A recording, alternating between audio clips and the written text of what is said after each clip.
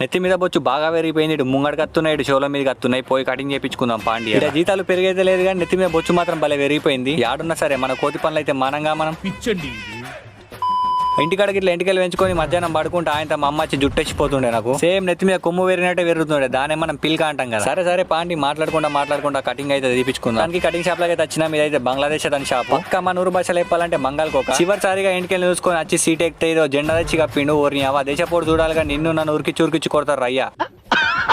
మొత్తానికి కటింగ్ అయితే చాలేసిందిగా. ఇప్పుడు మనం వేరే రోజు భాషలు చెప్పుకుందాం. మొత్తానికి లెవెల్ 1 అయితే కొట్టేసిండు, కొద్దిగా క్లీన్ చేసిండు. ఇప్పుడు మళ్ళీ లెవెల్ 2 చాలేసిండు. ఇప్పుడు లెవెల్ 2 కొట్టేసిండు. మొత్తం అయిపోయింది, క్లీన్ అయితే చేసిండు. మన కొంచెం సోకు లేక కదా మధ్యలో ఒక హైవే అయితే పెట్టించినాం. అదే శ్రీనగర్ కన్యాకుమారి హైవే. వీళ్ళ మీద బండ్లు పోతాయి, ఈడనేమో పెయిన్లు పోతాయి. అంతే. ప్రపంచం మొత్తంలో నువ్వు మంచిగా ఉంటారని చెప్పేది ముగ్గురు. ఒకటి అమ్మ, ఇంకోటి కటింగ్ షాప్ అయినా, మూడోది బట్టల షాప్ అయినా. కరెక్ట్, ఇది కరెక్ట్ గా చెప్పారు. చేసిన కటింగ్ కి మన ఇంటికి డబ్బులు 200 అయితే తీసుకున్నాడు. కటింగ్ బాగుందా? వీడియో నచ్చిందా? మీరు అందరం కూడా 1000 మంది సబ్స్క్రైబర్స్ ఈ వీడియోతో అయిపోతారు సార్. కొట్టండి సార్.